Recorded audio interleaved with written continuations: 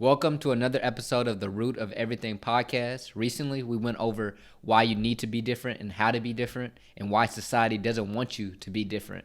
But now that we've gone through those things, now it's time to think differently. And what I mean by think differently doesn't just mean to wake up the next day and just say, I'm going to think differently than everybody else. But it means to assess our past and understand why we did things in our past and to realize we have to think in a way that is made just for us and not somebody else putting that into our mind. And then through that, looking into our present and how we go into daily actions throughout our day and reassessing how we're going to say no or ask why when we're presented with opportunities. And then through those two things, we're going to be able to change the way we look at our future. So let's get into it. Gunshot. Friends turn enemies, lovers turned into flings. As I grow older, I'm cutting off these loose strings and moving on to better things, hoping it'll better me. Some things you just know and some things I never seen. Some peasants will get crowns, some kings won't ever be. Evidently, I'ma shine inevitably. It ain't a young out that's better than me. And when they say they go hard, I laugh hysterically. As young kids or as babies, our minds were sponges. Our minds were absorbing anything that came inside our sponge. We had no filter. Whatever was told to us, any opinions, we just took it in and that's what it was.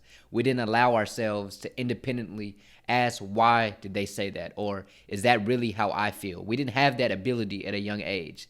And when we get to a certain point in our lives, we have to squeeze the sponge. We have to take out the things that no longer speak for who we are and what we think. You know what I mean? So when it comes to our lives, sometimes we have these foundational things in our minds. Sometimes we have these things we say we have strong opinions about, but it was just something our parents told us, or something the TV told us, or something that we haven't even assessed for ourselves. So what I want us to do today is to assess our past, to assess our foundation. You see, a long time ago, we were told certain things that we didn't get a chance to assess. For example, we were told at a young age, Santa Claus brings us presents on Christmas. And we were waking up at so-and-so time to wait for Santa Claus to bring us our presents. So we would wait with our cookies and our milk and wait for the white guy with the beard to come with his presents and eat your cookies. But eventually, our sponge minds realized, no, Santa Claus isn't real. It might have been from a friend. It might have been from realizing after staying up that night with your milk and cookies that he didn't show up. But regardless, you understood that Santa Claus isn't real. Or at least forever. You know, there was that real Santa Claus in that history, whatever it was. But we understood that what we were told at a young age wasn't true. But we have to understand is we have to squeeze our sponge even more. We can't just let it be little childhood things that are obviously not true anymore. But there are foundational things that we have to understand we have to have our own opinions for. Or else we'll be having a life that was made for somebody else. We'll be going through things and somebody else's ideas or opinions. One of my favorite quotes comes from one of my favorite rappers, Montana of 300. It says, by quote, it says, someone you never met made up your mind. And if we're going off that quote and we think about that quote and we believe that quote, we have to reassess everything we ever thought, anything we ever think is foundational in our lives. We have to reassess it. We have to look at it and ask, why do I think this? And is this really true? Do I really believe this? And if we can do that, then we can begin to understand who we truly are and who we truly want to be when we look out into the future or in the present tense. So when you look at maybe your religion, your political party, or your preferences, I want you to reassess what that is. I want you to say, okay, I'm a Christian. Okay, let me see if I actually love the Christian religion, or my mom was telling me I need to get baptized. Now, I'm not telling any of you to just abandon what you were told at a young age. They were told to you for a reason. But I want you to love it the best way you can love it. If you don't really have an independent feeling about something, then it's not truly your feeling. There's some shoes in my shoe collection, some Jordans, that I bought a lot. The past probably like 2-3 years, I was buying a lot of Jordans. And there were some of them that, honestly, I look at now, I'm like, those Jordans don't even look cool. Like, they don't even fit none of my outfits. I was just buying it because people were saying, bro, you got to cop these. And so if I was to really assess my situation, if I was to assess my Jordans in my collection, I wouldn't have bought those. But now that I'm in the present, now that I'm in the future of that situation, I can now sell those Jordans for money because I decided to assess the situation. And that's what I want y'all to do with everything you've been taught in the past. There are so many things that have been drilled to us, so many things that have been told, this is how things go, this is how things go. But if you want to do something different with your life, if you want to change how you live your whole life, then you have to reassess your past. If you can get to the root of why you dislike or like something, then it'll make it easier for finding something else that you may like or dislike in the present or in the future. For example, during my high school days, or throughout my whole life, in the beginning of my life, I was a baseball player, and I played second base. That's just what I did. I played second base. And when I hit I think it was my sophomore year, I was playing second base. I was having some problems. I don't know what it was. It was a mind thing, but I loved going out and catching fly balls in foul territory. I loved making that play where I had to catch balls with my left arm all the way over here and catching balls. Now, a usual thing that a second baseman does is ground balls, ground balls, ground balls. But I love the fly ball portion of it that I got rarely. And so when I look back in my life, and I eventually switched to center field my sophomore year, I eventually went to center field, and I loved it because I got to keep catching fly balls. I got to do what that one particular thing I liked about second base was. I got to do that every single play. You see, I might have could said I just don't like playing baseball. I could have said I don't like second base. I could have said a lot of things. But if I can assess and look at the root of why maybe I was disliking something and look at the portion that I did like, then I can make a change to a center field and love every part of it. So when you look into your life, I'm not telling you to say, oh, everything that was taught to me before, I'm not with that anymore. No, look at it and then get to the root of why you're doing it or why you like it. And then you can make an assessment for yourself that's independent. Then you can make a change in your life that is best for you, that you may love in the future. So now that you understand how to assess your past, you have to do that on your own. I can't give you a specific way to assess your past, but if you can make an effort to look into your past and understand that somebody else made up your mind, then you can make an assessment, and now you can make an assessment on your present tense work.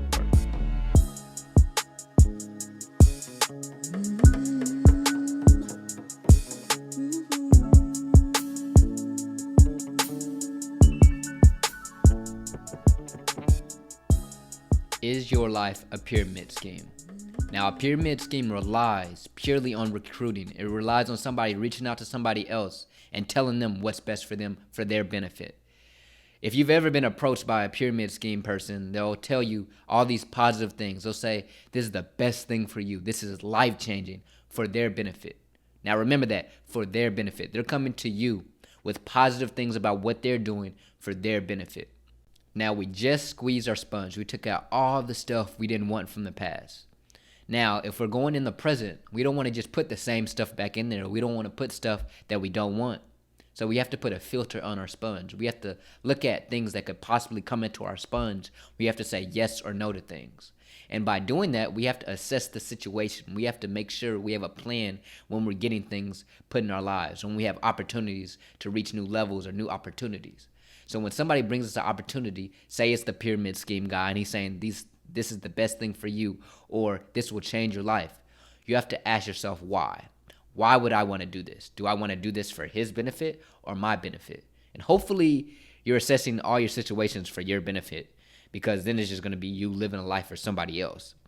But if you go into this position and you're assessing the situation for yourself, then you're going to be able to say, okay, can you give me more information about your business or whatever you call it? And then you're going to look up your own research. You're going to figure out, okay, this is what this actually is. This might not change my life, or maybe it will change my life. But now you have an independent opinion on what you're getting into. Now you may say, Jamar, I'm not getting into any pyramid schemes. I'm not dumb, blah, blah, blah. But I'm here to tell you, anything in your life can be a pyramid scheme. Anything you do in your life can be a pyramid scheme. For example, somebody could come to me and like, Jamar, let's go to this party tomorrow. I know it's going to be crazy. I know it's going to be lit, blah, blah, blah, blah, blah. But if I assess the situation, and maybe I know he came to me last week with the same information, and I went to the party with him, and the party was bad, maybe I'm going to say no. Or maybe I'm going to say, okay, why would I go to this party? I know I have homework this weekend. I know I have a big project. Now I can make an assessment by what he said to me. I can make the assessment for myself and not for him. He might want me to go to the party because he needs somebody to go with him for whatever reason. But you have to make an assessment for yourself. You have to understand that if you took his advice and said, bro, it's going to be lit, but you didn't assess that previously it wasn't lit, then you're going to be failed. You're going to be realizing that you're doing the same thing over and over again. So what I ask you to do is to just simply ask why. I want you to ask why with every new opportunity that comes about. So when you're looking at your new opportunities to maybe find your passion, to maybe find what you already love to do, you have to look at the past things and say, I already tried that. So if somebody comes to me and says, Jamar, I got a job for you. It's about math, blah, blah, blah, blah, blah. But I already know I tried math. I don't like doing math. So now I can say no. But it's because I assess the situation. He might have told me this is the perfect job for me at this point. But I know I'm passionate about this. Or I know I've already tried that and I want to try something else. But if you don't do that, then you'll never figure out what your passion is because you're constantly doing what somebody else said. For example, somebody could come back to you at this point in your life and say, hey man, Santa Claus is real, even though you've already assessed that thing a long time ago. But if you can assess that again, you can easily just say no. And you have to take that with everything in your life. You already have prior knowledge to something. Now you know whether to say yes or no. So don't just ignore your past experience. We just squeeze it out of your sponge. Don't let it just seep back into your sponge. Say no to that again. But when a new opportunity presents itself, something that might be your passion, something that you haven't tried before, then you have the okay to say yes, because now there's a possibility for that to change your life. Now that is something that could change your life, not something that somebody told you would change your life, because you realize that that's a possibility. So now that you know that in the present you have to assess your possibilities, and in the past you have to assess things that already happened that might have been told by somebody else, now you can understand that you can think differently about your future and what your passions could possibly be.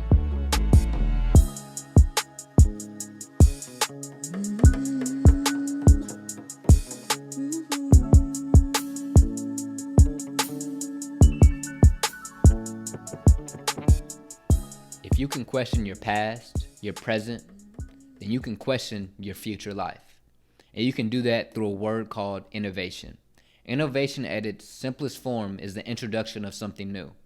It allows us to move forward and to not be like the first humans on earth. We have so many things in this earth, if you really look at it, that weren't here a long time ago. I can hop on a plane, be on the other side of the country in a couple hours. I can call somebody on the other side of the globe right now, and within a second, I can have them talking to me and even have their face right here on my phone.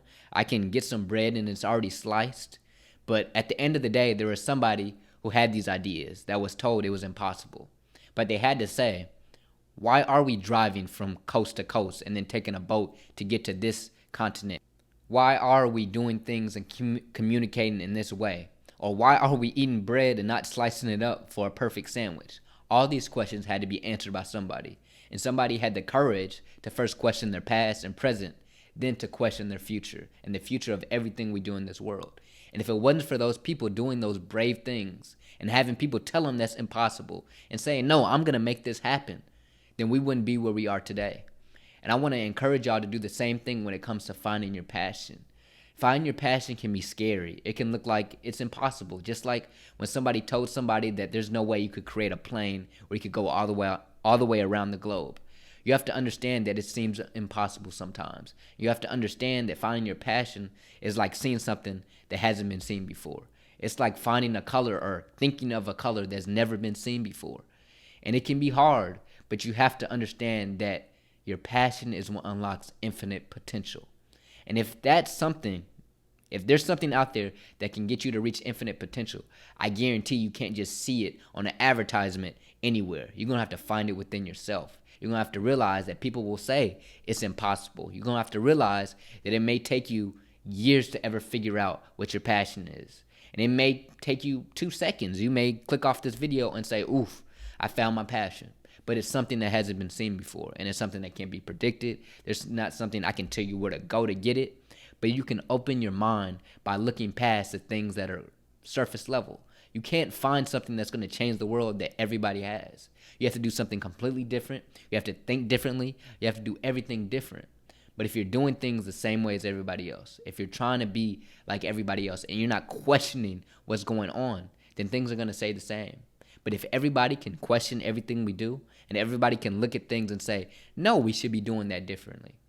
If they say, no, we can be doing that differently, then that thing will become better. That thing will be innovative because somebody says there's a better way to do it. But if we just look at the world and we're not innovative about it, we let people be, then we'll be stagnant. And if the world was truly like that, if humans weren't innovative at all, we'd be in the same place we were today. And while innovation is a hard job, it's a full-time job. And it's probably the hardest job you could ever take on. And that's to be creative. That's to think past the surface level of things. But at the same time, being a creative and being able to look past surface level is the highest rewarding thing. If you find something that's never been done before, if you create a service where you can meet people online like Zoom right before a pandemic hits, you will be rewarded more than any other company. But if you decide to look at things regularly, you'll never find your passion. But if you can commit yourself to that and understand that this is the highest level of compensation you can ever receive in your life, then you will dedicate your life to that. And when you find it, you'll realize that that is true. But all you have to do is open your eyes. It's out there. But most of us in this whole world close our eyes. But the people who do open their eyes are the ones who end up changing the world. So the only message I have left for today is to just question everything. And so many other things will unravel from just questioning everything. But if we don't, things will stay the same and you will see no change. And the only way to make things better is through change and evolution. And that's why we're here right now. So be changed and question everything.